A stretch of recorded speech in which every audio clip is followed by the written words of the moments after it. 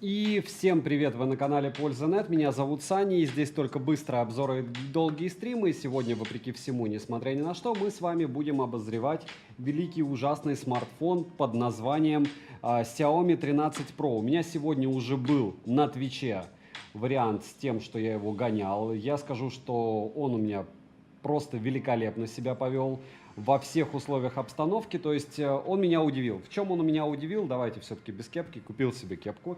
Напоминаю, что меня зовут Саня, это основной канал YouTube Польза.нет, и здесь только быстрые обзоры, долгие стримы. И сегодня, первый раз, наверное, за долгое время, я решил провести прожарку именно здесь. Почему? Потому что смарт реально достоин. И если, допустим, на те же пиксели какие-нибудь Oppo, не знаю, Легионы от Lenovo или Redmi, я делаю обзоры и стримы, ну, в первую очередь стримы на лайв-канале Польза.нет Live, то на это дело и, скорее всего, на Vivo X90 Pro я буду делать стрим на основном канале. Почему? Потому что если вы хотите себе флагман, если вы тем более заядлый Xiaomi, я однозначно могу его вот сходу рекомендовать. Несмотря на то, что если вы подпишетесь на ссылку наверху мой телеграм-канал, я там в основном выкидываю какие-то хейтерские штуки, пока я тестирую. У меня к этому смартфону было просто миллиард вопросов. Моя личная телега, там у меня примеры того, как я его тестировал. Для примера, он, в отличие от Vivo X90 Pro Plus, не имеет возможность каждый раз вас в маске узнавать. Он узнает вас на второй раз. Второй момент сразу с хейта. Почему с хейта? Потому что в первую очередь для этого и смотрит мой канал. Я рассказываю вам о недостатках, вам вполне возможно это будет казаться все лишним, ненужным, всякие съемки в 4К, что у него хуже, она еще что-то. Но опять же, вполне возможно, кому-то это будет необходимо. Почему? В первую очередь по той причине, что эта штука стоит дорого. Вопреки всему, несмотря ни на что, если вы посмотрите по ссылке в описании, наверное, в районе 62 тысяч стоит минимальная комплектация. У меня не минимальная, у меня 12256, и поэтому здесь, разумеется, стоит что? Правильно, очень-очень крутой процессор и очень-очень крутая внутренняя память. Каким образом крутая внутренняя память может определиться, я сейчас при вас прямо это дело проведу. И как раз расскажу вам про то, куда вам нужно подписаться, если вы хотите меня знать. Основной канал это Польза.нет, разумеется, то, что вы сейчас видите. Если не сложно, поставьте лайк, напишите в комментах, продолжать ли такие штуки делать, напишите, какие претензии у вас, что у меня со звуком, либо еще с картинкой, либо еще с чем-нибудь. Сегодня мы 5 Mi Band 6 серии разыграем.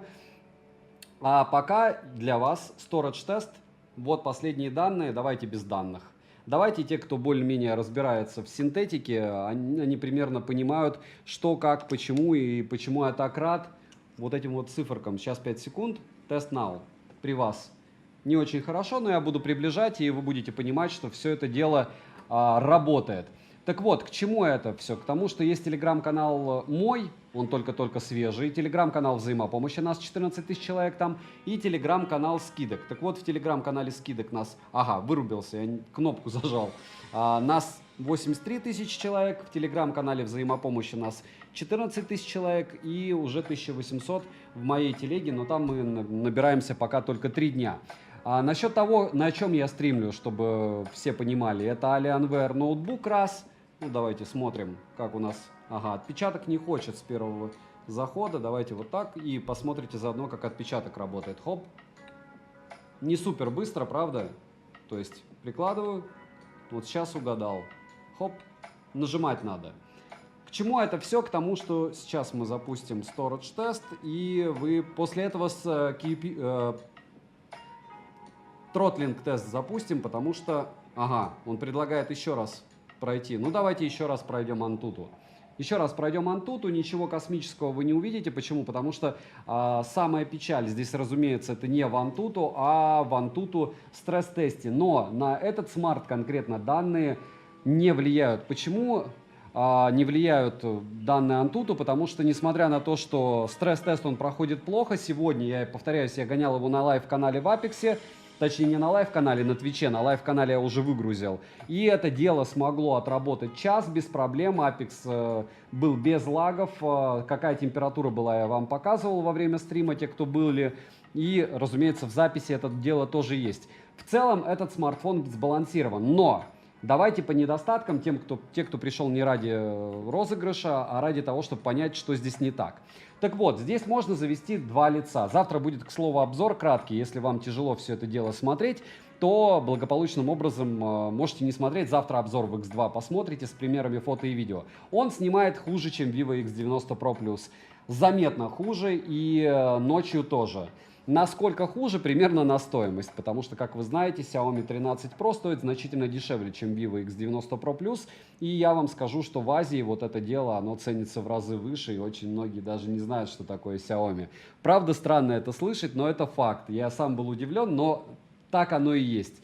То есть здесь либо яблоко, либо Vivo. Ну и на худой конец Oppo какой-нибудь. То есть вот это все они знают, этим они пользуются. Это здесь очень выгодно по стоимости. Ну примерно так же, как у нас на Али, но у нас нужно еще платить таможню, правильно? И помимо этого ждать 2 месяца. Здесь ждать ничего не надо. К чему это все? К тому, что этот смартфон Xiaomi 13 Pro может заводиться туда два лица. Это может быть одно и то же лицо. То есть он ничего не ругается, в отличие от вот этого дела, потому что это дело, когда ты заводишь вот здесь один и тот же отпечаток пальцев, 5 раз можно завести. Здесь ты заведешь один раз, и потом он будет ругаться, говорить, это тот же отпечаток. Я что, дурачок, что ли? А что, Xiaomi? Вот, и он не дурачок, он не Xiaomi. У меня в телеге взаимопомощи, которая моя личная, не в телеге взаимопомощи, окей, в телеге болталки, где со мной можно поболтать, поругаться и потом уйти в блок, если будете ругаться матом, либо хамить. Так вот, там люди, наоборот, писали, что это отлично, что можно завести 5 пальцев на один. Зачем? Ну, я не знаю. Потому что мне писали, Xiaomi часто глючит, и хорошо, когда у тебя 5 пальцев на одном. Ну, друзья, когда у тебя глючит датчик сканера отпечатков пальцев у Xiaomi, в то же время, когда здесь он не глючит, это дело работает быстрее значительно. Вот смотрите, во-первых, здесь область, где датчик, видите? И здесь я покажу. То есть она огромная у Vivo. И, во-вторых, он реально говорит тебе, что, друг, ты уже этот отпечаток заводил, давай-ка не будем. Плюс, ну, разумеется, в этом смысле, как все посчитали, опять же, наверное, это либо продавцы, либо фанаты Xiaomi, Xiaomi лучше. Надеюсь, вы угадываете сарказм. Если говорить о других каких-то вещах, через пакет это дело воспринимает отпечаток пальца, это дело говорит, друг, нет никаких пакетов, никаких там, не знаю, перчаток медицинских.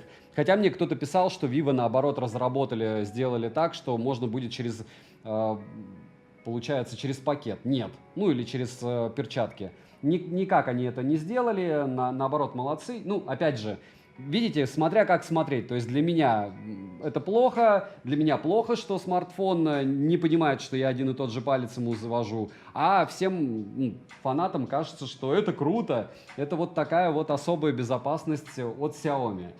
Не будем о грустном, разумеется, здесь есть беспроводная зарядка, не такая она супермощная, разумеется, опять же, к плюсам 26 минут он заряжается, но мы помним, что это тоже никакой не цвет для красота. В конце концов, среди концов, это флагман.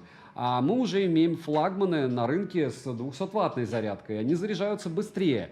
Если говорить, допустим, 18 минут и 26, ну, друг, там 8 минут разницы. Какая это разница? А я вам скажу, это разница просто чуть ли не длиною в жизни. Это разница в 25% по времени, даже больше.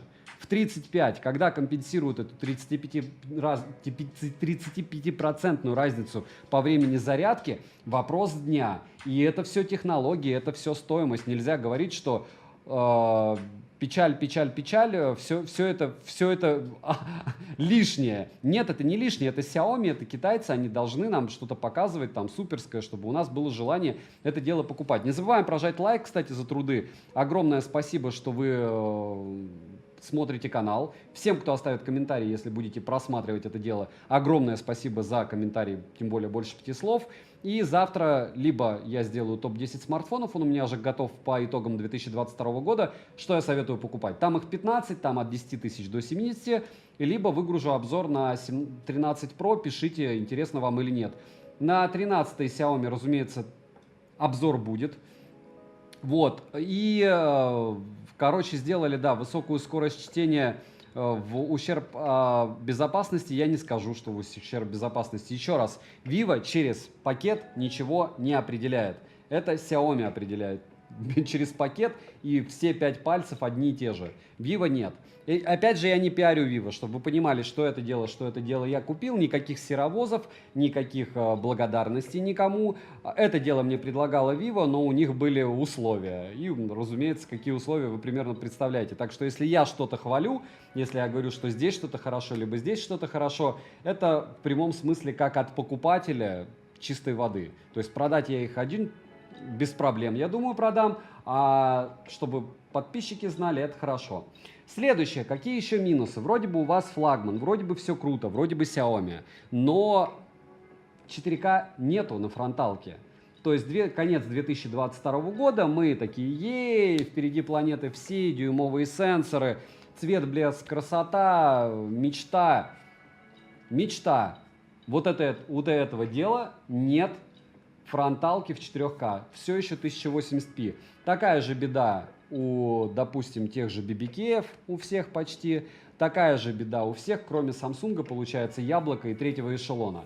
Почему я вспомнил про третий эшелон? По-моему, больше всего безумия какого-то на канале было вот после вчерашнего обзора на Lenovo Y70. Я там оговорился с процессором, хотя в названии я не знаю, как можно было не заметить процессор. И оговорился с прошивкой, хотя, опять же, прошивка в ролике была 14-я. Вот эту вот штуковину, которую я посоветовал, к слову, покупать, многие люди начали кричать, что ты хейтишь. Не советую покупать любой третий эшелон. Все, кто когда-то пользовался брендами А-эшелона, когда покупают бренды третьего эшелона, они в итоге либо их перепродают и начинают становиться продавцами и пиарить это дело в интернете, либо они переходят на что-то другое. Почему на другое? Потому что не просто так это третий эшелон. У них нет таких мощностей, хотя бы финансовых, для того, чтобы была поддержка на программном уровне. То есть это глючная штука. Почему глючная? Вот здесь Snapdragon 8 Gen 1 Plus, пока вот здесь тестируется, я объясню. Но, в отличие от OnePlus Ace Racing Edition, который чуть ли не знаю, на 3 категории ниже, чем эта штука, вот это не имеет возможности одновременно стримить в Твиче и играть. Нет OnePlus Ace Racing Edition, хорошо, чуть дороже, OnePlus Ace. У этой штуки нет нормального перевода. Устанавливаете перевод, начинаются глюки. У этой штуки нет глобалки. Вам при любом раскладе придется мучиться с оповещениями. У этой штуки не у всех заводятся гуглы. Мне понадобилось полдня, кому-то понадобилось 3 минуты. В комментариях есть люди, которых не получилось завести гуглы. У этой штуки, как мне пишут премиальные материалы, стекло, бутылку потрогай, или металл, перила потрогай. Но вы понимаете, до какой степени мы ушли уже в маркетинговые эти штуки, когда цвет, стекло, еще что-то нас приводит в такой восторг, хотя это все дело нас окружает, и никакой какой-то космической стоимости у этой железяки в принципе нет. И к чему это все? Вот это бренды А-эшелона, первого эшелона. Здесь нет лютых косяков. Если ты покупаешь что-то из Xiaomi, Realme, еще чего-то, ты можешь на 3 года реально забыть про смартфон. Не смотреть обзоры, не интересоваться, спокойно играть, ходить и все. То есть, если это потребность твоя, даже если потребность твоя смотреть обзоры, лучше, когда у тебя смартфон, который пилит 1000 инженеров, а не 100 и 1000 маркетологов и 1000 блогеров, окей, потому что всегда маржа вот с такого вот шлака. Почему шлак? Я купил его на Али за 21, посмотрите, на чем, по какой ценнику на Авито его продают по 34. Вот, себестоимость у него, ну, сколько, $200, 150. На что они потратились? На то, чтобы склеить. Ну, примерно так же, как собирают кустарные ноутбуки. К чему это все? К тому, что есть бренды первого эшелона. Вот они. Xiaomi 13 Pro – это бренд первого эшелона, это их флагман. Он выбивает 1 миллион 260 тысяч баллов в Antutu. Сейчас я покажу вам. При вас прям сейчас он и выбил. Температура у меня чуть-чуть хуже была, чем у народа. Я не знаю почему. Вот, наверное, придется мне как-то это все дело вот так показывать. Ну окей. Под углом будете смотреть. Под углом будете смотреть, потому что там лампа. Хотя я ее вроде и развернул. Получается 8,5 градусов. Я не знаю, у кого он поедал. Вот опять же 3% поедает телефон за, получается, стресс-тест. Ну у меня... Так, тихо.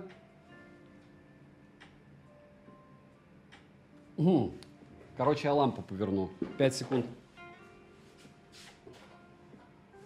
Пусть будет темно, как в танке, но вы зато будете видеть...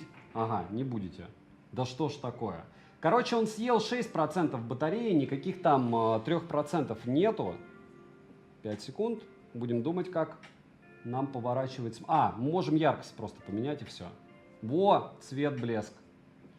6%.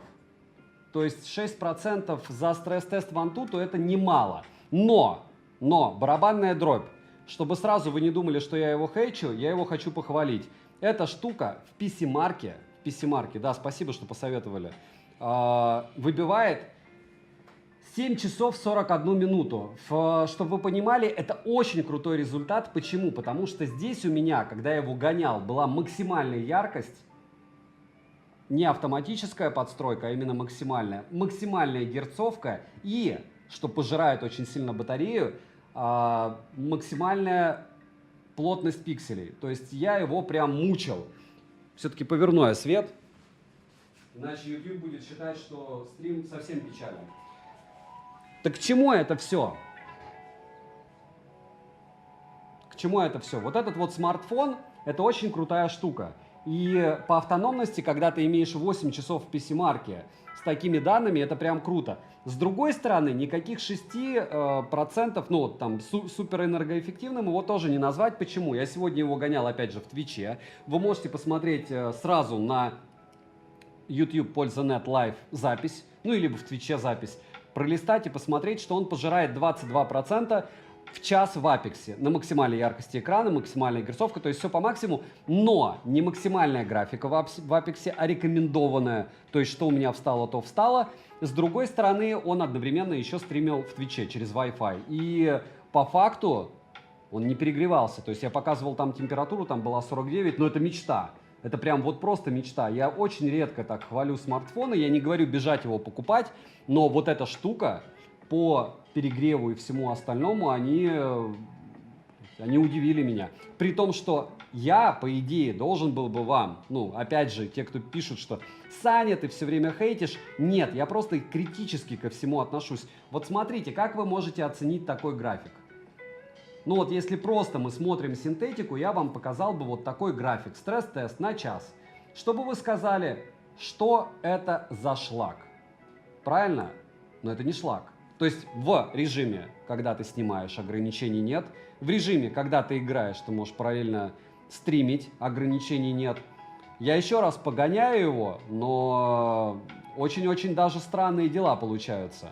То есть график полная гадость, может быть это из-за того, что там батарея была ниже 50%, может быть как-то он реагирует в плане оптимизации, хотя вроде бы я все лишнее отключил, не лишнее подключил. Я еще раз повторяю, что вот эти вот магические цифры вы можете получить только если у вас 12 гектар оперативы, там стоит, по-моему, UFS 4.0, то есть это фуловый смарт, ну почти там 512 есть еще вариант. Здесь, разумеется, неужели завезли, судя по всему, да. Друзья, если вы не доверяете, еще раз повторяюсь, моему 5-летнему YouTube-каналу, то вы будете в блоке просто и все. У меня в телеге сколько там? 3000 человек в блоке. В телеге взаимопомощи. 2700, по-моему. Ну и в личке 4000. Никого не призываю. Если вы не можете фильтровать, что есть хорошо и что такое плохо, окей. Понятно, что люди зависят от многого, и я завишу от многого, но точно не от брендов и точно не от YouTube. И это хорошо. Так к чему? Вот это вот дело может снимать, разумеется, в 8К, они вам вряд ли понадобятся. В 4К 60 FPS он может снимать. В 120 FPS, к сожалению, снимать он не может. Почему я говорю к сожалению? Потому что OnePlus 9 Pro с обновами смог снимать в 4К 120 FPS. И понятно, OnePlus 9 Pro он не особо как бы великолепно это делает, с одной стороны. С другой стороны, Саня, Gen 1 вообще изучал. Day Gone, если бы каждый раз, когда производитель обещал, что что-то будет прям фантасмагоричное, и когда вы изучали какие-то процессоры, вы могли потом бить себя пяткой в грудь и рассказывать, какие они крутые, ну, не знаю, вам бы по рублю давали, вы бы уже миллионером стали. Почему? Потому что everybody lies. Вот есть железка, она работает классно. Вон 8 Gen 1 плюс, вот это работает не классно. Все. То есть я вам рассказываю, как она работает у меня. пытаюсь найти что-то из минусов. Опять же, повторяюсь, фронталка 1080p, 60 fps. А потом варианты с эко-кожей, ну, многие пишут, что вот это за убожество. Стекло, керамика точнее. Не знаю, мне наоборот кожа кажется не особо фонтанно. Плюс чехол идет, разумеется, убогий, ну идет. Хорошо, что нет. Хорошо, что идет. А из минусов также глобалка, когда будет, тогда будет. Как его будет перепрошивать, это вопрос. Я думаю, проблем не будет. Но все равно глобальной версии пока нет, это раз. Два, русского языка, соответственно, тоже нет. И так как нет русского языка, это для многих будет проблема. Нет 20-го бенда, есть 7-й бенд, но это хорошо. На все вопросы отвечу, но чуть позже. Давайте я по чуть-чуть порасскажу. Здесь у нас по поводу шима. Давайте я сначала включу стресс-тест, чтобы вы увидели, как процессор реагирует на окружающую действительность. Он проходит его не идеально, но хорошо. Вот 100 головок 30 минут. Идеальный вариант развития событий для того, чтобы провести все это дело в режиме реального времени, правильно? Без чехла, еще и на подвесе. И все. Ой, не-не-не-не, пожалуйста. Нет, не успел он заблокироваться. Так, не будем сбивать с толку. Все, заново. Так вот, 30 минут стресс-теста, я думаю, ничего печального не будет. В повседневке я использую, повторяюсь, это iPhone 13 Pro Max и Poco F3. Но последнее время вот эти смарты, я туда запихиваю симки, устанавливаю, допустим, окей, сейчас Pixel 7 у меня один из основных смартфонов. Pixel 7 и вот этот вот великолепный Redmi. Так вот, вот это вот дело не имеет русского языка, и вопрос, когда она будет иметь открытый. 20-го бенда здесь нет. Если брать еще по модулям, я повторяю, что все круто, только снимает он все равно хуже, чем Vivo. Притом это прям заметно-заметно. Если говорить о, не знаю, каких-то особенностях, которые я нарыл, да ничего здесь нету. Топить я его еще не топил, то есть завтра я его буду топить. Завтра я, скорее всего, буду записывать примеры бассейна. Мишамбер, я часто бреюсь без бороды, я, наверное, каждые 3 месяца бреюсь для YouTube. Посмотрите, на обзоров много, где я это делаю. И я думаю, всем будет интересно, если я измерю шим, потому что по какой-то причине, по-моему, я не видел шима ни у кого. Может, ты видел. 5 секунд. Очень часто, кстати, вопрос заключается в довольно простой штуке. Вот смотрите. Всегда важна альтернатива. То есть, допустим, я сегодня вам говорю, Xiaomi 13 Pro круто, но это не самый крутой смарт, то есть все равно есть из чего выбирать. Я бы не посоветовал, допустим, Pixel 7 Pro, вот хоть убейте за эти деньги. То есть между этими двумя смартами я бы однозначно выбрал Xiaomi-тов. Но если сравнивать с 90 Pro Plus, ну вот вопрос. Вот вопрос, при том, что здесь у нас, хотя китайская версия в стоке, сразу все бенды, в отличие от него, здесь в стоке есть русский язык и снимает эта штука лучше. Чтобы это увидеть, возможно, это будет не так на YouTube после сжатия, вот это будет интересно. Почему? Потому что, как всегда, чтобы у вас был всегда выбор, а не только бежать там, чтобы кто-то прислал, где-то вы купили, еще что-то, вход будет писаться на 2 вот этих смартфона, вот этот и этот. В комментах напишите, чтобы вам еще интересно было узнать из того, что вот в телеге народ писал. В первую очередь народ спрашивал, можно ли влажным пальцем его разблокировать? Можно. Да и все, наверное. Вообще больше никого ничего не интересует. Подписался на НВ канал. Огромное спасибо. Еще раз повторяю, что намного проще, когда вы подписаны прямо на личный канал. Это верхняя ссылка, чтобы иметь возможность что-то спрашивать. Опять же, кто на негативе, друзья, кто там будет расписывать мне, что нужно быть лояльнее, добрее, что, ну, давайте не ко мне. То есть вот про лояльность, добро и все остальное, про там Infinix, Tecno, еще что-то. У меня есть они в основном с шильдиком рекламы идут спокойненько и все.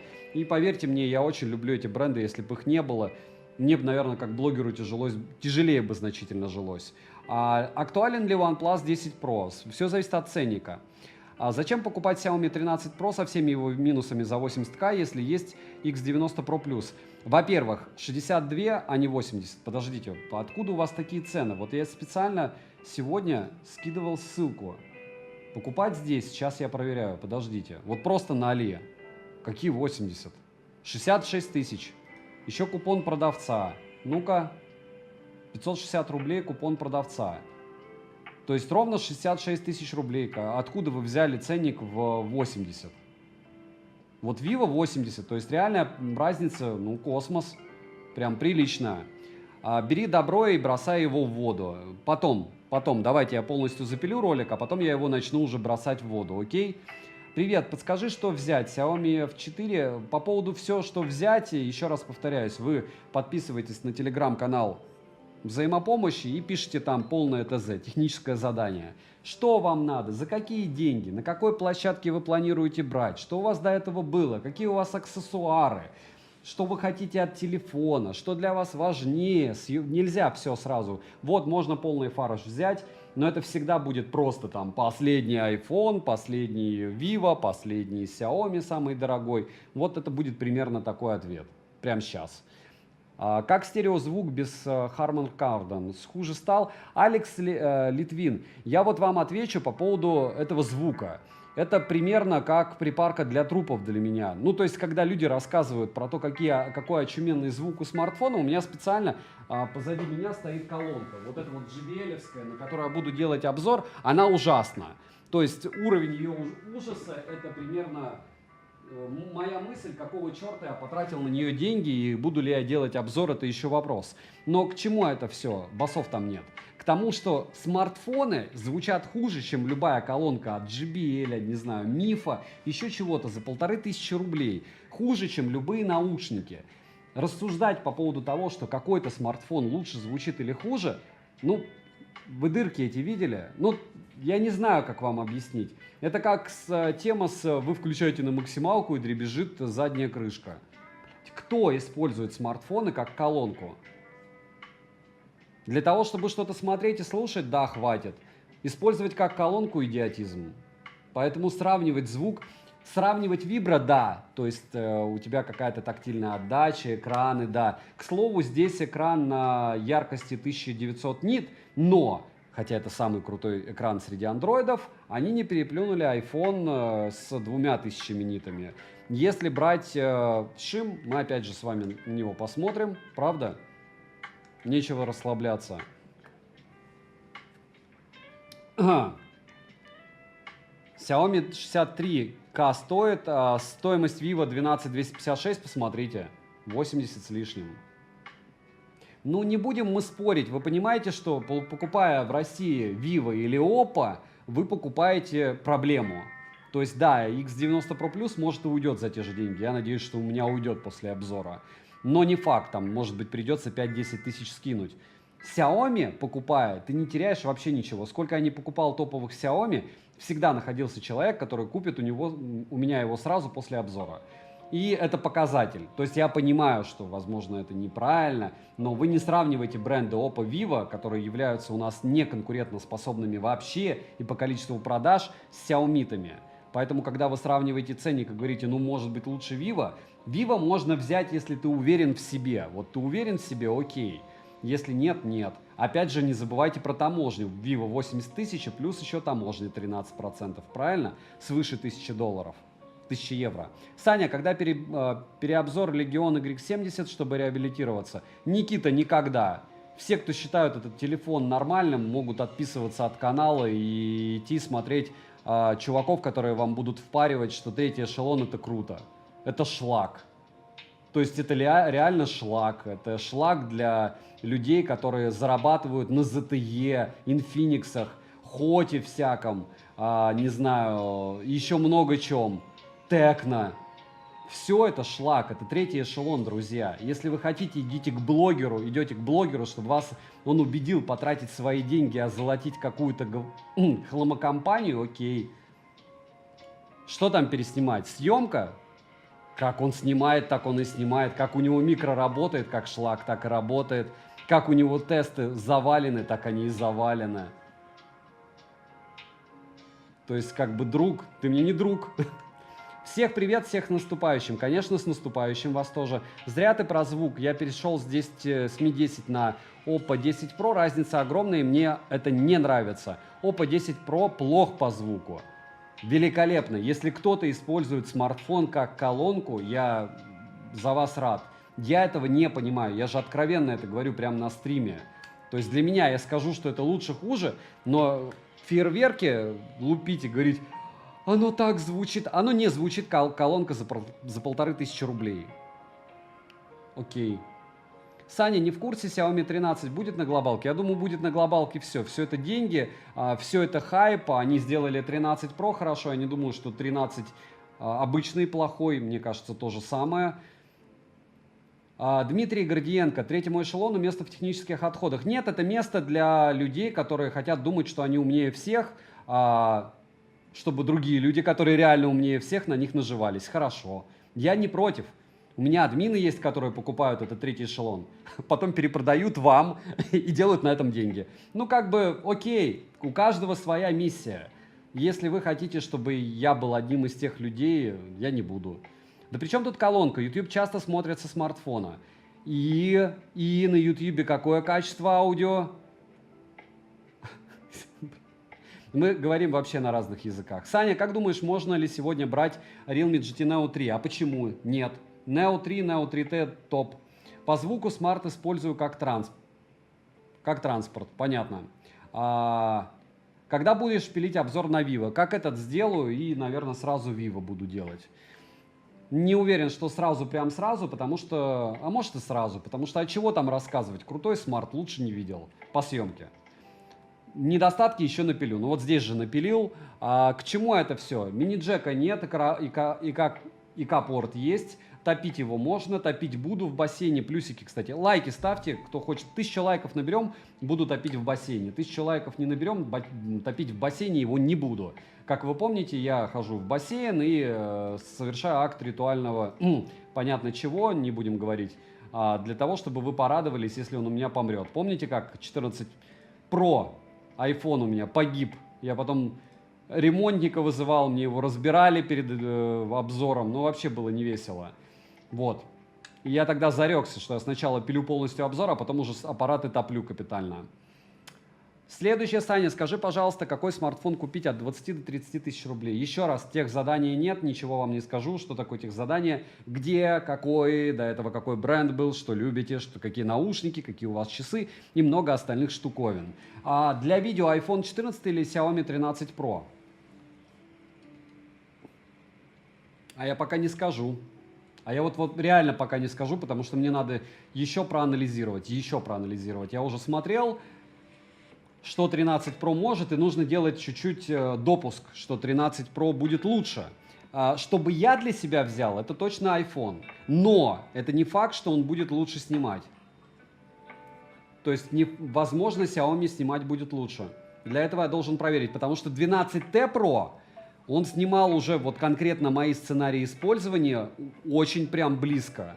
Хотя стоил, опять же, ну, можно было, помните, на сейле в телеге скидок можно посмотреть, за 30 800 уходил он.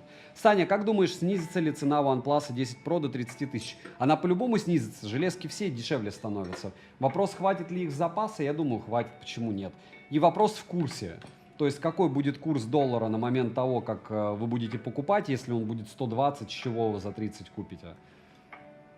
Как в RAW снимает? Хорошо. Накидаю я, Константин Фролов, всего чего потом в телегу с примерами фото и видео в не сжатые.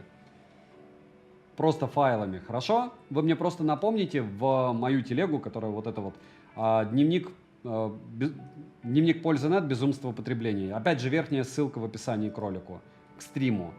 Poco X3 Pro для 2023 года норм. Пока не погибнет, почему им не пользоваться? Опять же, вопрос заключается в чем? Вопрос заключается в том, зачем вам менять смартфон. Если это потребность из разряда «хочу» и «могу», то круто. Если это потребность из разряда «не могу, но хочу», то не круто.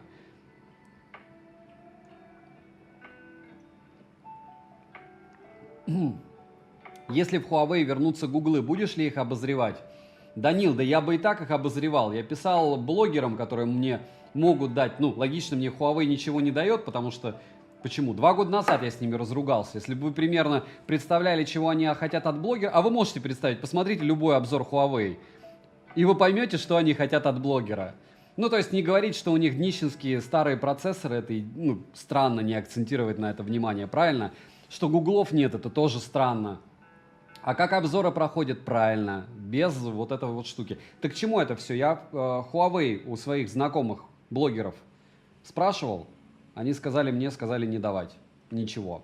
Вот, покупать я их не буду. Я знаю, что я их не перепродам, это будет камнем лежать штука. Да, часы, наушники я купил, рассказал, и все. По поводу беспокойства наушников, я даже еще сегодня, наверное, сделаю в телегу в свою фотку. У меня наушники почти все лежат.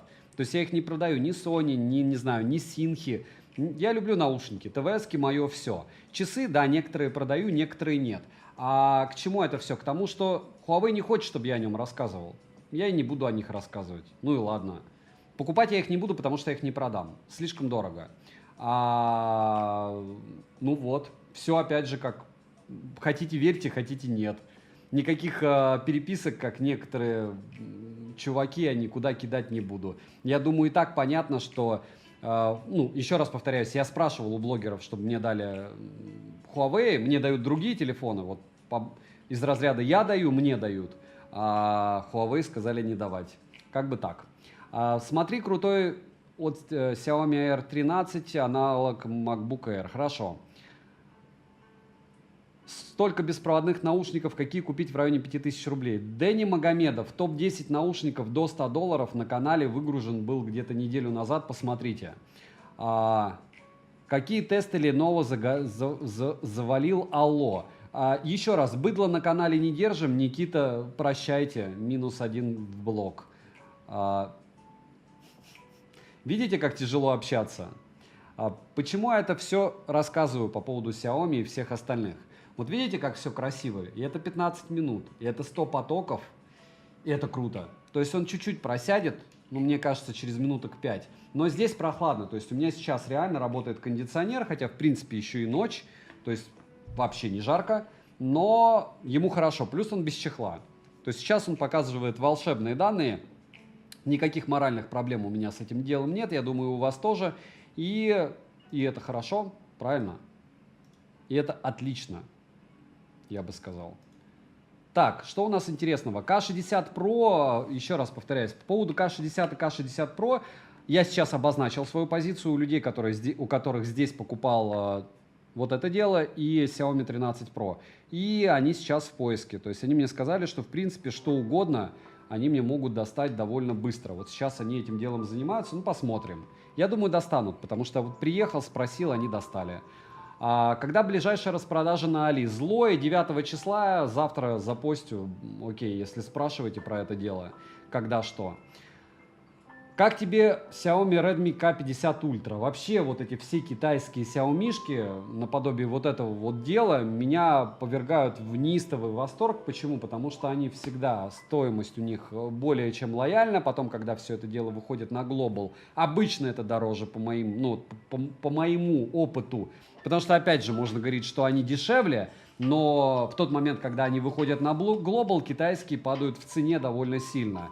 К тому моменту, опять же. И к чему это все? К тому, что мне нравится, что делает Xiaomi для китайского рынка. Мне нравится, что делает, кстати, Oppo для китайского рынка, что делает Vivo для китайского рынка. Я пару Vivo, допустим, T1X купил, таких штук здесь специфических приобрел. Я про них расскажу, что понравится, то понравится. Саня, у тебя в обзоре куча ошибок, go переснимать. Йо, Дидрик, у меня нет ни одной ошибки, этот смартфон днище, все тесты там реальные, видео, как он снимает, реально. То, что я полдня просидел с Google сервисами, реально. В комментариях есть люди, которые так и не завезли Google сервисы на него, к слову.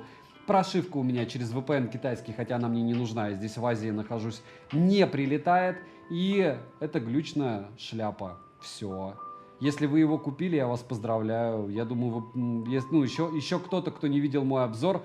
Ну, я понимаю, что сейчас все продавцы расстраиваются. Но что если человек в своем уме посмотрит, как снимает Lenovo Y70 и посмотрит на цену в России, он скажет: друг, ты с какого леса вышел? Александр, стоит ли брать Poco X4 GT? Почему нет? Вообще вся линейка покафонов, она хороша. Каждый по-своему. Вот. Хотя, к слову, MIUI не люблю. Любой на канале вам скажет, что я не дружу с брендом, допустим, Vivo или Realme, но я считаю их смартфоны лучшими. Вот по моему опыту. Опять же, мы откладываем яблоко, которым я пользуюсь, потому что удобнее, чем в нем, нереально. Вот печатать больше удобнее, чем на Xiaomi 13 Pro Max, ой, чем на iPhone 13 Pro Max и 14 Pro Max. Ни на чем не удобнее. Вот ни на чем. Размеры и грани имеют значение. Тактильный отклик то же самое, экран то же самое. То есть для каких-то механических задач, для работы с часами их же, которых все копируют, для работы с их же наушниками лучшая вещь. Зайцев еще 5 лет 100% вытянет большинство игр. Ну, посмотрим. Сань, ты юзал Vivo X3, Vivo TVS 3 Pro? Да. У меня что-то там обновлялось сейчас. Я не знаю что. Надеюсь, не вылетит ничего.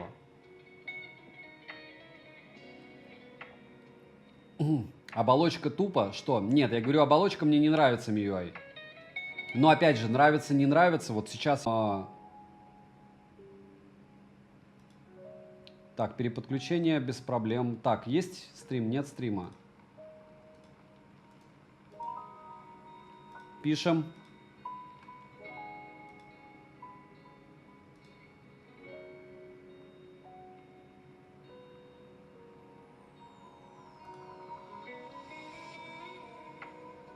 По поводу того, друзья, почему у меня что-то от кого-то отличается. Вот смотрите, ну, логично, что я дружу с какими-то маркетплейсами, но маркетплейс — это не магазин. То есть мне абсолютно не важно, где вы купите. Вообще. То есть вчера там, окей, на Али были выгодные ценники, я кричал: о, Али круто. Сейчас я говорю: Али не круто, Яма круто, круто Авито. Я даю вам ссылки на Авито, у кого покупать. Я говорю вам: такой-то магазин, такая-то телега, еще что-то. Нет. Я вам говорю: вот пример маркетплейса одного, вот другого. Вы можете на других совершенно спокойно смотреть. Но те же ВБ, допустим, я их почему не буду пиарить? Потому что это, ну, там вообще просто столько нагревалово. Почему Озон? Потому что каждый раз, когда я покупаю на Озон, либо мне возврат средств, либо я жду 4 месяца. Почему на JD не покупаю? Потому что одна вещь мне пришла через 4 месяца, а одна вещь мне возвратились деньги.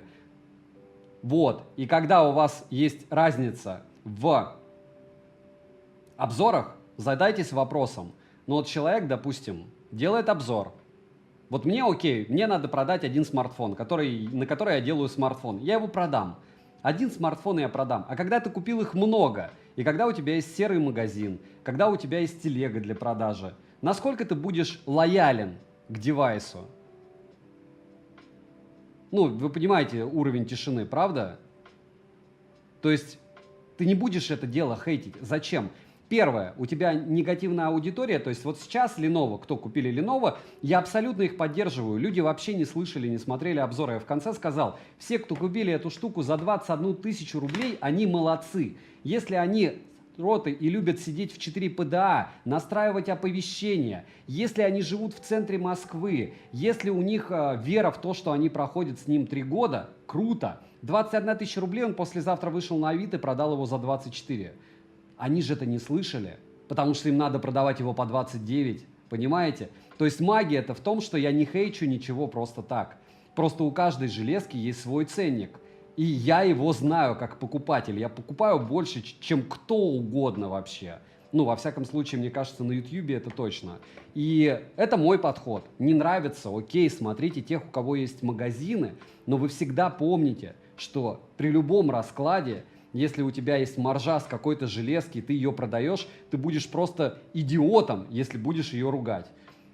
Как здесь тест красивый сделать, я вам сейчас показал. Без чехла просто. Работает кондиционер. И тест, я вам скажу, лучше на 25%, чем я его проводил днем при температуре воздуха плюс 23 в чехле. Но я сейчас вам об этом говорю, у меня никаких моральных проблем с этим нет. Еще вопрос, что я в ролик вставлю. И это не то, что я там кристальный, честный, еще что-то. Смотрите всех. Просто держите всегда в уме, если вы смотрите кого-то, и он говорит, что «а у меня есть вот там партия», представьте, что вам больше, чем 12 лет, и вы понимаете, как работает этот мир. И все. И все. А людей, еще раз повторяюсь, кто купил какую-то железку и потом увидел, что я ее хеджу, я прекрасно понимаю. Вот просто на миллиард %. Они не понимают, что у Lenovo чертова туча брака. Они не понимают, что здесь корявое ПО. Они даже не могут загуглить, сколько инженеров у Lenovo и сколько у Huawei. И для них это будет, ну и что у них там 10 полупьяных индусов. Слов нет, букв нет, окей, но это их мир. То есть, ну, кто-то должен кормиться, ну, вот за счет них кто-то кормится, хорошо.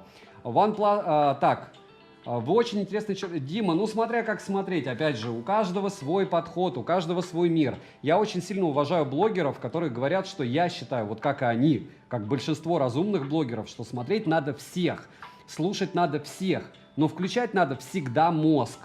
Всегда надо включать мозг. Почему? Потому что, еще раз повторяюсь, у меня никогда нет смысла в том, чтобы что-то заругать. Посмотрите всегда обзор полностью. Все тесты я провожу максимально емко, четко. И вот как они проходят, я никакие новые программы не пишу. Как это дело играет, как это дело снимает. Но я не снимаю на штативах, я не снимаю в теньке, я не ищу место, где вот поменьше ветра.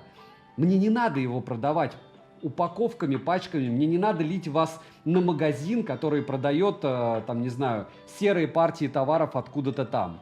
У меня все просто в голове. Алишка, какая-то гарантия. На Яме вы можете выбрать продавца, та же Яма. К слову, на Яме я купил сейчас часы, я с ними воюю также неделю. Но я общаюсь с нормальной поддержкой, я четко знаю, что они не привезут, и в тот же момент мне переведут деньги. У Али были проблемы, я как блогер их не люблю, у нас там большие проблемы у блогеров с ними. Ну и что? Ну уникальные товары, по какому ценнику они продают? Сколько на Авито людей живут за счет Али? Море, поверьте мне. И всех, да, с наступающим Новым годом. Не забудьте прожать лайк, подписаться на мой телеграм-канал. Вы, в конце концов, если меня ненавидите, можете написать туда что-нибудь матное, ну и уйти потом куда я пошлю. В принципе, я никуда не пошлю, я просто заблокирую. А если хотите меня настраивать на какие-то тесты особые, которые вам нужны со смартами, никаких проблем, особенно если они мне интересны, я их капитально мучаю. Саня, у Redmi K60 Pro, разумеется, в какой-то форме глобалка будет. Это будет Poco F5 GT какой-нибудь.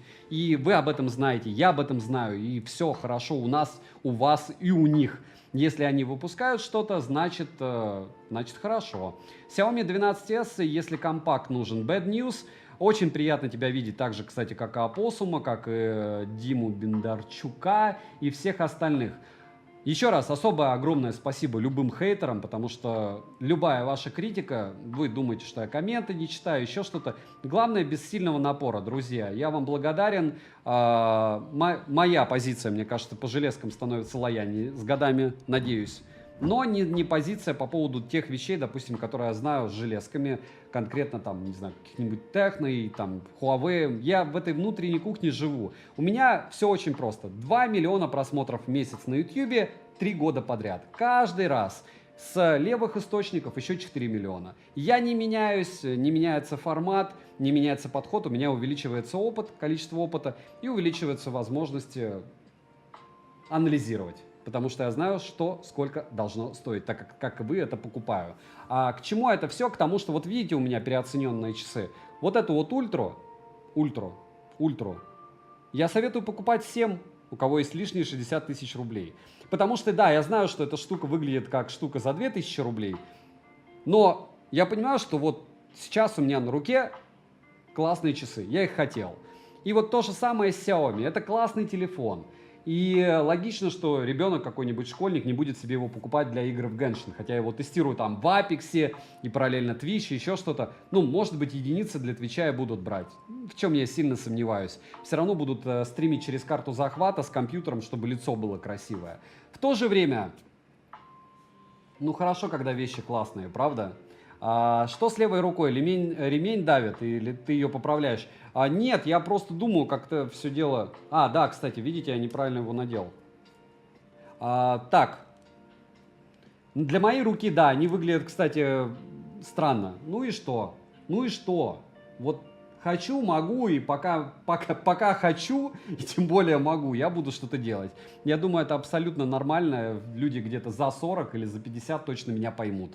Главное чего-то хотеть. То есть даже не мочь, а хотеть.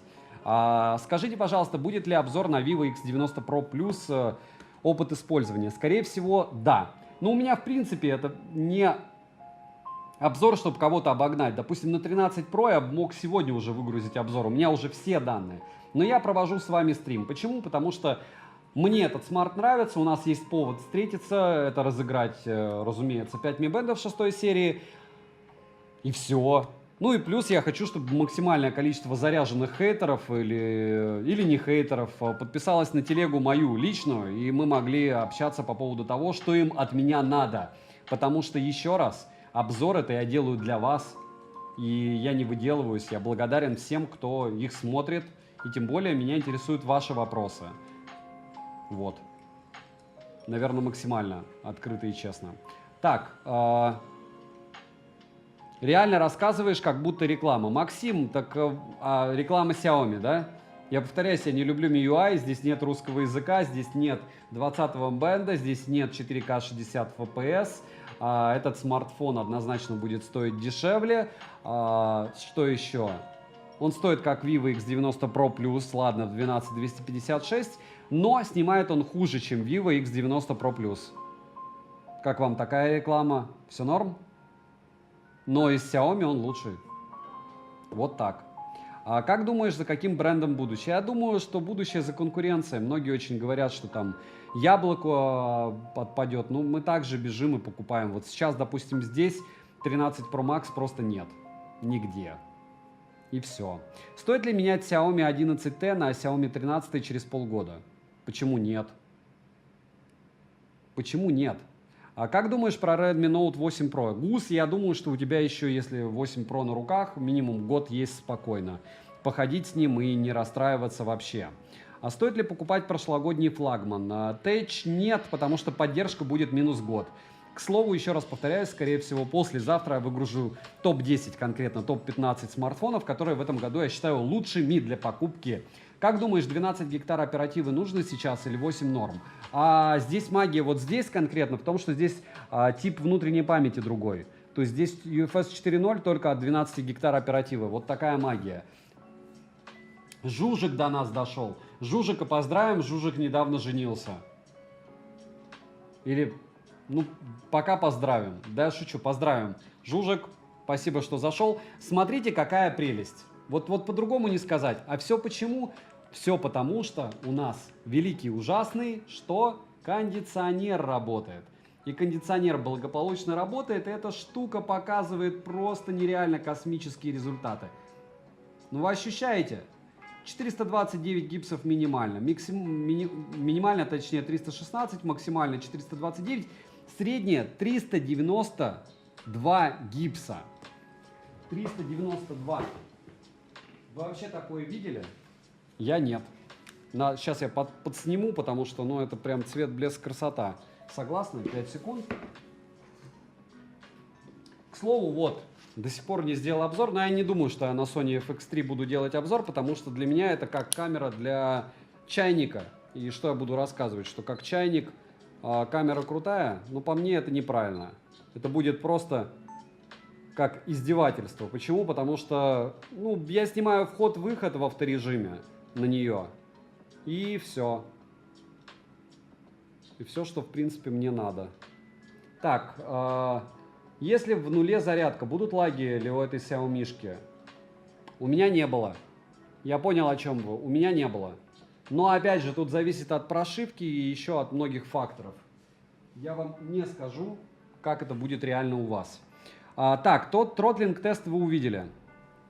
Давайте 3D Mark покажу результаты. Не буду при вас гонять, я думаю, что вы доверяете мне. Ну или не мне, а 3D Mark доверяете. Кому интересно, можете на паузу ставить. Может, кто текстовые обзоры будет смотреть. К слову, кстати, но это, наверное, уже через обзор. Андрей Сиренко замутил нам на Дзене текстовые обзоры.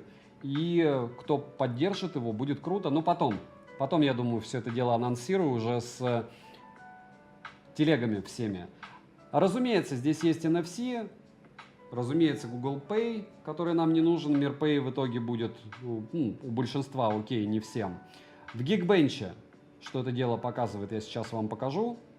Данные просто фееричные. А вот Antutu AI я сейчас еще не установил, я сейчас установлю и попробуем. Кстати, без Antutu AI. Смотрите, у нас есть Genshin Impact, правильно? Мы сейчас попробуем, за какое время он загружается. Правда? Это чуть ли не самое любимое мое развлекалово, я помню, было раньше. Да и сейчас. Просто давно у меня флагманов на руках не было.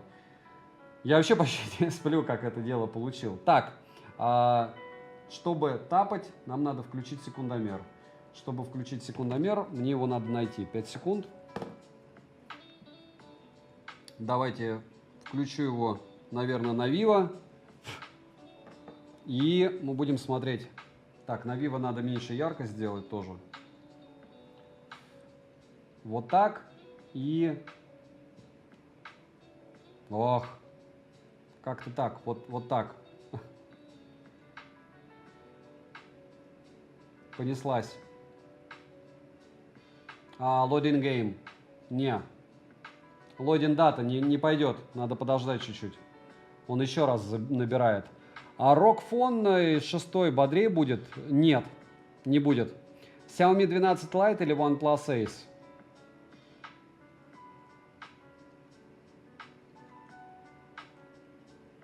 Чтобы я себе взял? Ace. Preparing дата еще идет. Не считается. Александр, насколько сильно убивают АКБ смартфонов быстрые зарядки на 67 Вт и выше? Да не сильно они убивают. Почему такая плохая картинка? Потому что камера не подключил, хотя их две. Ну перестаньте вы же не из-за картинки пришли сюда. Зато звук норм, правда? Или уже не норм? Или уже не айс? Мы же пришли, чтобы пообщаться. Считайте, как в кафешке, курилки, не знаю. Так, спасибо за ответ. Так. Подскажи, какой телефон купить маме до 40 тысяч? Ей важна хорошая фронталка. У вас вариант либо Samsung, либо iPhone. ТЧК. Звук норм. Андрей, спасибо. Рад. Ну, хоть звук. Но так постепенно, через 5 лет еще и картинка будет. В свою очередь, Жужу хочет нас поздравить с наступающим Новым годом. Жужу, я еще тебе желаю, да, в новом году не оказаться нигде дальше Кронштадта. Саня, подготовь, пожалуйста, обзор на мониторы. Так были же ж. Звук норм, Ace топ. Бери Realme GT Neo 3. Каждая жаба свое болото хвалит, вы просто обязаны это знать. Саня, ты фанат Genshin Impact? Ну, в какое-то время я в нее залипал. В какое-то время. Сейчас пока времени нет залипать в нее. Если я залипаю, то это в основном PUBG. Так. Ну, вообще, если честно, я не успеваю уже играть. Вот сейчас хорошо повод появился. А то час получается только. Просто тест автономности и все. Huawei GT 3 Pro или 3 Pro? Смешно. А Саня, S22 Ultra для какого региона лучше сейчас покупать? В плане для какого региона? Какой, на Снэпе или на Exynos? Вы это имеете в виду? Станислав, лучше в телеге взаимопомощи спросите. У нас есть супер-мега-админ, с которым не стоит говорить про политику. Хотя мы и в принципе не говорим про политику. Это табу. Так вот, никогда. И до, и после, и во время, и много лет назад тоже. Так к чему это все? К тому, что он фанат самсов. Он все время S20 FE советует, вот он вам скажет, с каким артикулом лучше брать Samsung и почему. Ну, по мне, разумеется, на снапе надо брать. Так, Сань, не могу определиться, что взять. Xiaomi X4 GT, OnePlus Ace Racing Edition. Я бы Racing Edition взял. Сколько времени идут посылки до места твоего жительства? 3 недели. Иногда 4. Но вот сейчас залипалово лютая. Какой аналог наушников One More Evo посоветуешь, но дешевле из новых? А чем вам One More Evo не зашли? One More Evo это уже топы. Я не могу вам посоветовать намного дешевле, потому что... Ну это реально топы. Вячеслав. Не поминай Вячеслава в суе, а то он сейчас придет и заберет нас всех куда-нибудь. Когда Ген 8 плюс Ген 2, будет ли вообще? Посмотрим. Xiaomi 13 скоро будет на обзоре, а мы посмотрим, как 13 Pro вам зайдет. Если зайдет 13 Pro, то может быть. Если 13 Pro вы скажете, Сань, смотреть не будем. Вот Lenovo, допустим, я по просмотрам понял, что моя позиция ленововцам вообще не нужна, как и мотороловцам. И я думаю, что я вообще Lenovo теперь покупать не буду. Потому что из-за 15 тысяч просмотров взрывать себе мозг, потом кушак этого понятно чего ловить, мне не радость. Если вы думаете, что я питаюсь негативом, нет, я им не питаюсь. Я надеюсь, что люди мне напишут, да, вот такие-то проблемы есть. Но, к сожалению, 1 из 10 человек пишет про проблемы, а остальные пишут дифирамбы, как будто они послезавтра выкладывают этот телефон на Авито, и кто-то с дури посмотрит мой обзор, и у них его потом не купят. ROG Phone 6 будет лучше, чем Xiaomi 13, поверьте. У них до сих пор с оптимизацией беда. Донат зачитай. Я уже забыл, что у нас есть донаты. Вы ощущаете, как все? Час прошел, нет стрима? Сколько мы уже общаемся? Ну, теперь я знаю, что у меня есть донат. 5 секунд. Если там что-то прилетело, то я обязан ответить. OnePlus Ace Edition не сильно греется. OnePlus Ace Racing Edition лучший смартфон среди всех, в которые я играл. Понятно, что там есть свои минусы, но он реально лучший. Если вам интересно. А я думаю, вам интересно, если вы спрашиваете, правильно? Так. 5 секунд.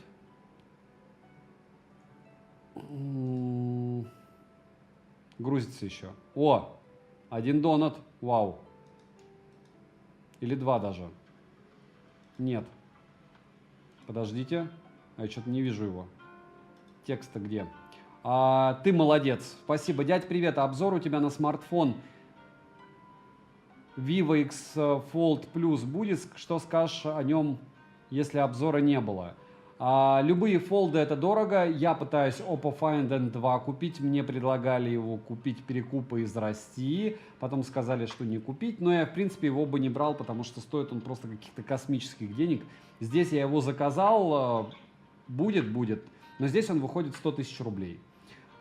110, ладно. И это, наверное, будет единственная моя раскладушка. Я считаю, что раскладушки это потеря денег очень большая. И это понты так же, как вот часы такие. И так же, как iPhone, окей. Но это из разряда, могу ли я? Ну, вот хоть что-то могу, купил, утрированно. Когда обзор на многострадальный Realme 10? Он будет.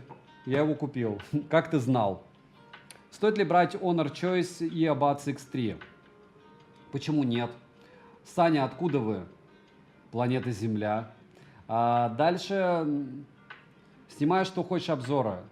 Хорошо, спасибо, Print 17. Дальше Vivo X90 Pro Plus будет обзор. Давай не будем Print 18. Никто ничего не закроет. Никогда они не были полностью нигде закрыты. На Vivo X90 Pro Plus, вы только пошли на стрим, да, я купил 2 смартфона Vivo X90 Pro Plus, он снимает лучше, чем Xiaomi 13 Pro. Почему я сразу это говорю? Потому что люди пишут, что я его хвалю. Вот пока я на стриме хвалю, я напоминаю, что вот это дело снимает лучше. Это дело мне говорит, что если я 5 пальцев завожу одни и те же, он говорит сразу на второй палец, что друг, это тот же палец, это Xiaomi воспринимает 5 раз один и тот же палец. И это дело не разблокировать. Разблокируется в маске сразу, здесь в маске оно разблокируется со 2-го раза через раз, плюс здесь огромное просто место для разблокировки. Я уже говорил, что он лучше снимает, да и в принципе не будем о грустном, мы сейчас о Xiaomi, вот наш герой, правда? Еще донат, да, это ты закидываешь или мне народ там пишет? 5 секунд. Нет, так это тот же дон, или нет? Нет, это все, подожди. Что-то я не понял. Друзья, извините, да, донаты... Нет, все правильно, я уже ответил. На Vivo X90 Pro Plus я ответил, или еще что-то прилетело? 5 секунд? Нет. 1 всего прилетел. Ты имеешь в виду, может быть, ютубный? 5 секунд. Я уже путаюсь в этих донатах. Не вижу я его. Буду искать сейчас. Он всего 1. Суперчат. Нет, не вижу. Когда выйдет глобальная версия? Кто бы знал. Говорят, 6 января, но не факт.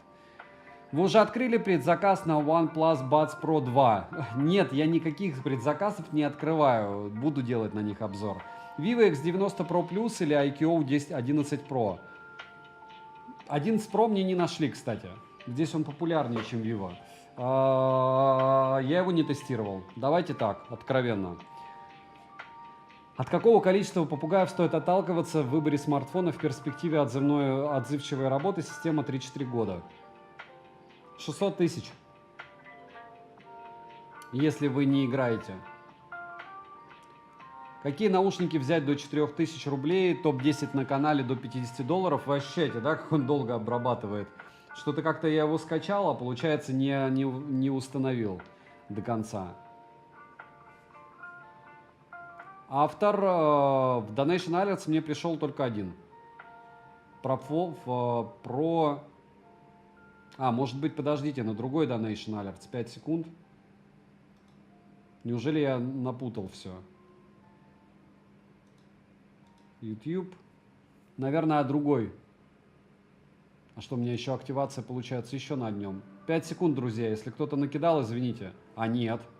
Все правильно. Нету здесь ничего. Один у меня Donation.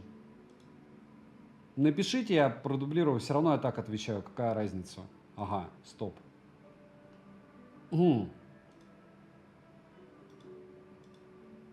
Ничего не понимаю. Теперь он меня отовсюду выкинул.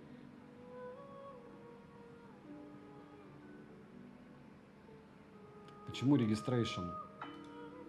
Так, друзья, я не понимаю, почему. Пишите здесь.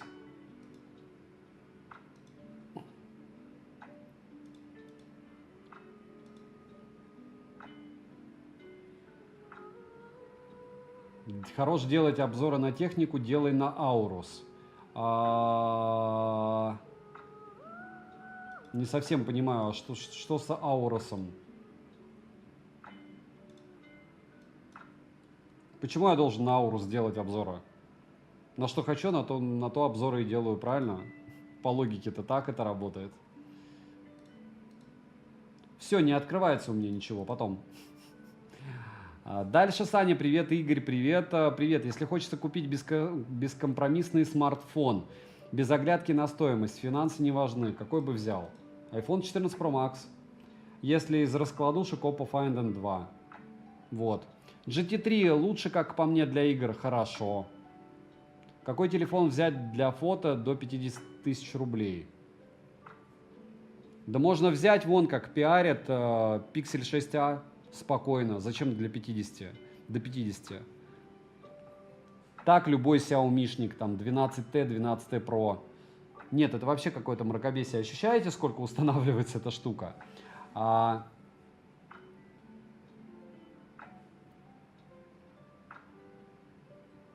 камерам не потеют. Не потеют. Когда будешь заходить в Donation Alerts, главное, громко говори пароль. Громко и четко, да?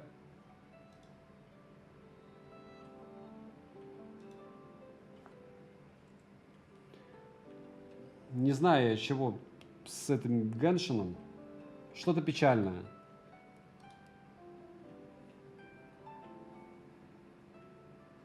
Фил дошел. Какие смартфоны предпочитают люди там, где вы живете сейчас? Vivo, Oppo и Яблоко. Больше всего Яблоко. Датчик как там? Вроде норм. Vivo X90 Pro Plus лучшая камера на рынке? Сейчас по мне да. Для видео. Ночного видео. Пока дневной еще не сравнивал.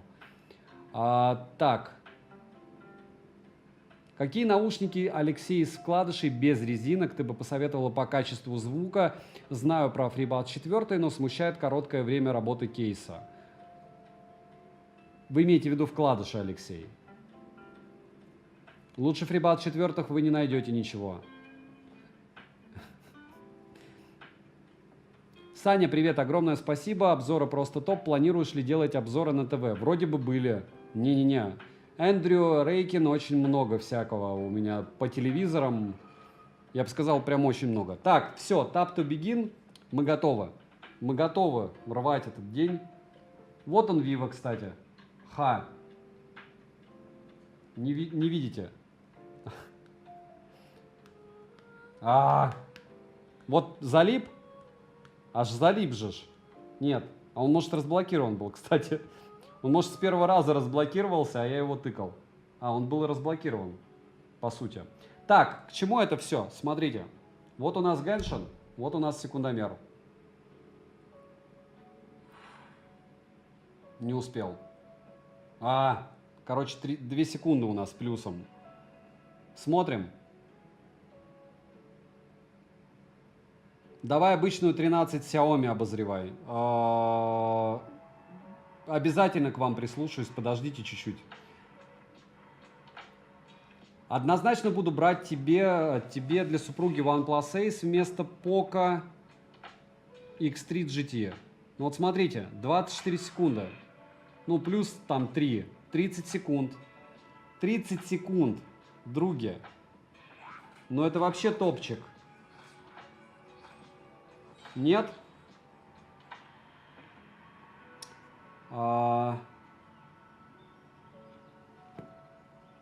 С наступающим. Всех нас с наступающим. Всем огромное спасибо, что зашли. Так, следующий момент. Что у нас? Что меня расстроило. Смотрите, тест тачскрина. Кто шарит, тот поймет, что либо здесь что-то надо подключать, либо супер-мега-топом я это дело не назову. Опять же, вы можете сказать, что это хейт, но вот по мне нет. По мне я не считаю, что это какая-то супер-мега штука. И вот. В целом, мы это дело полностью прогнали уже. Я думаю, что вопросов у вас не осталось по поводу, во всяком случае, тестов точно. В онлайне мы прогнали 3D Mark, и в онлайне мы прогнали тест процессора, который показал себя очень даже хорошо, но напоминаю, что здесь сейчас прохладно. Общался с Марком сегодня. Марк. Я не знаю, кто такой Марк. Фил, ты говоришь для меня загадками. Загадками. У меня сын второй Марк. Ты про него? Стресс-тест. Фил, у тебя такая же штука была? Я думаю, ты видишь. Это стресс-тест у меня. Я его проведу еще раз. Я не знаю, что за печаль. Тест ушей. Меня сильно волнует этот вопрос. Ничего не понимаю. Запусти ее в Game Turbo и подкрути настройки чувствительности под приложение теста. Незите, а не очумели ли они, чтобы я это делал? Вот еще раз повторяюсь, почему я должен, там, не знаю, включать стабилизацию на Asus 9, допустим, Zenfone? Почему я должен заморачиваться, или то, что у них кроп при стабе прям просто лютое происходит? Почему я должен заморачиваться над Xiaomi-шкой, чтобы он работал стабильно, я должен куда-то ползти?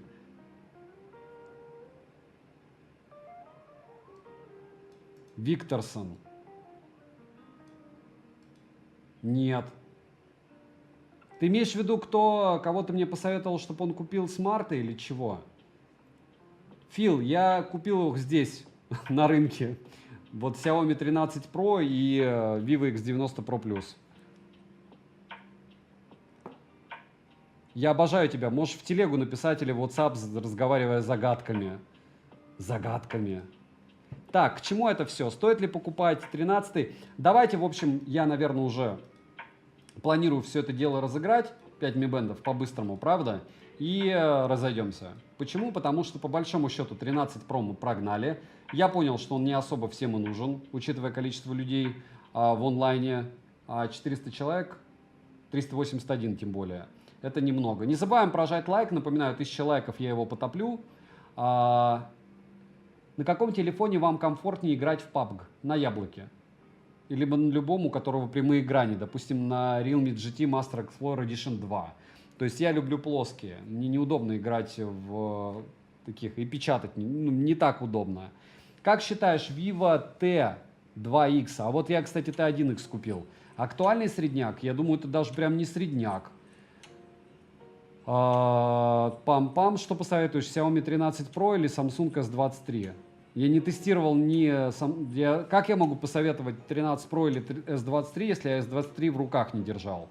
13 Pro обзор нужен. Завтра. Это 13 Pro. Если что, мы его уже прогнали по большому счету.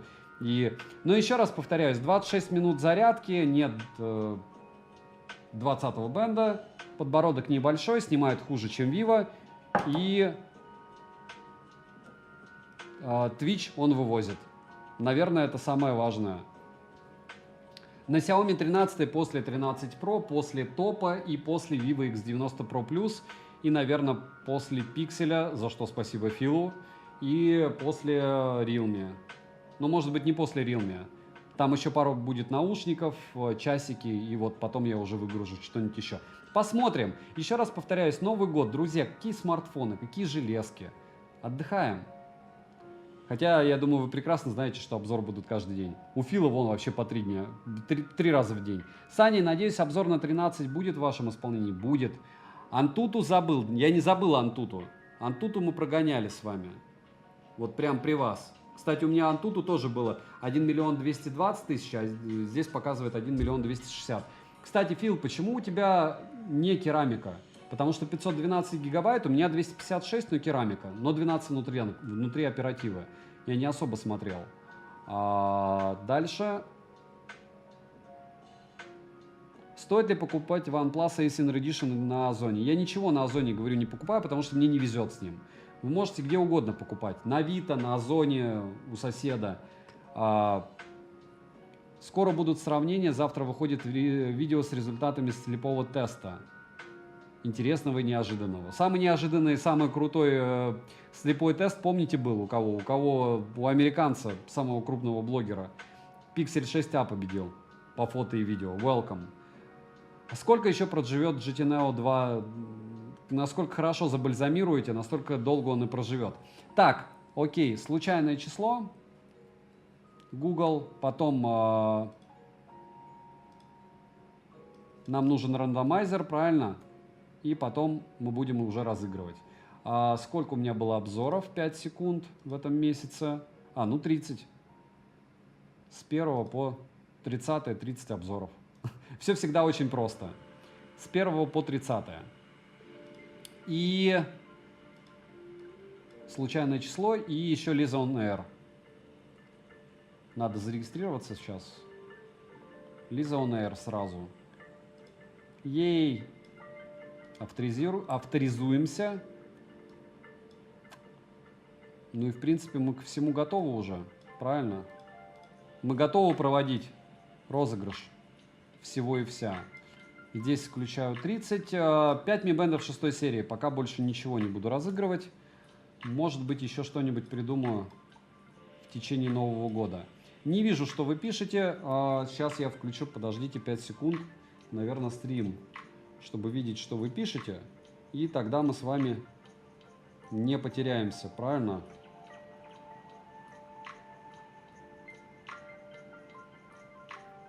Не этот канал. Меняем. Пользанет. Очень мне понравился реально этот смарт. И X90 Pro Plus понравился. Фил, тебе что больше понравилось? Ты же сразу не говоришь. Так, все, понеслась. Какие уши, чтобы общаться в телеге? Хорошие.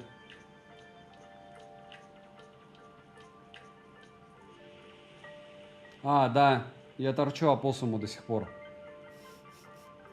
Уже больше года. Обещанного 3 года ждут, да? Притом я даже придумал, что и увез с глупости. Ладно, к чему это все? К тому, что надо переключаться нам на рост. Десяточка. 10-й ролик от 10 числа.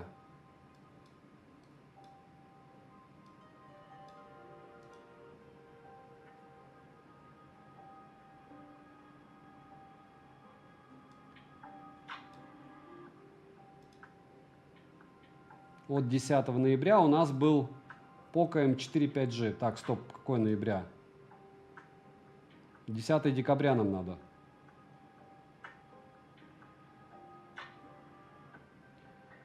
Десятое декабря.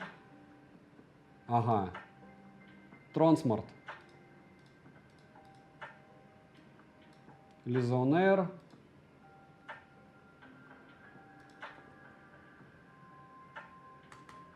Раз, два. Сохраняем.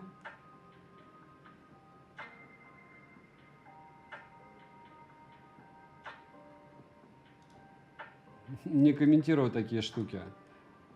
Так, сколько еще продержится GT Neo 2T? Много. Включаю. 214 комментариев всего, к слову. Архитектор, особо приятно тебя видеть. Первый раз героя прям безумно рад видеть. Выглядит без подсветки. Архитектор, поздравляю. Вавила, поздравляю. Так, стоп, мы не проверяем. Ну, канал окей. Лайв есть. Лайв есть. Как вы спрашивают у меня, вот я вижу, подписка есть на основной канал, через Польза.нет мы и смотрим. Без приложения fail, окей. Жужу, ты прям жгешь. Поздравляю тебя. Даже проверять нечего. Вот окей, для фанатов. Вот он, на LiveNet. Двонин, пам-пам, вот вас тоже поздравляю. Надо посмотреть, что у вас лайв есть. И четвертый. Жужу еще и на стриме. Ощущаете? Android Fan. Смотрим. Каналы. Не вижу лайв. Видите лайв? Кто-нибудь? Нету лайва. К сожалению, нет. И пробуем еще раз. И еще раз. И еще раз. Resistant. Каналы. Мне кажется, должен быть. Хотя не факт. Так, Польза.нет есть. Лайв. Нету лайва. Лайва нет. Жаль. Еще одна попытка. Федя. Каналы. Есть лайв. Поздравляю вас, Юрий, Федя, Сергей Авдонин, Жужу, Вавила и архитектор. Ну что, в описании обязательно укажу победителей.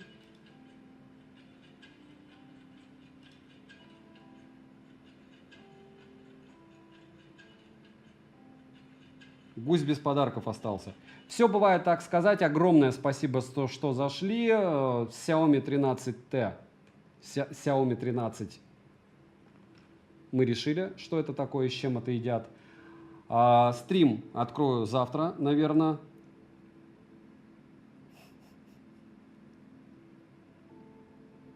И огромное спасибо всем, кто пришли. Пишем, интересно ли вам Vivo X90 Pro Plus на обзор. Если интересно, то могу сделать такую же прожарку, но уже, наверное, на лайв-канале. Еще раз, всех с наступающим. Завтра, скорее всего, будет на 13 Pro обзор.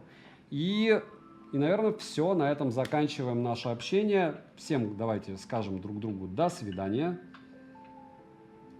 Дмитрий Гордиенко, Апоссум, вот вся наша мега-тусовка. Огромное вам особое спасибо. А остальных я в телеге закреплю сейчас.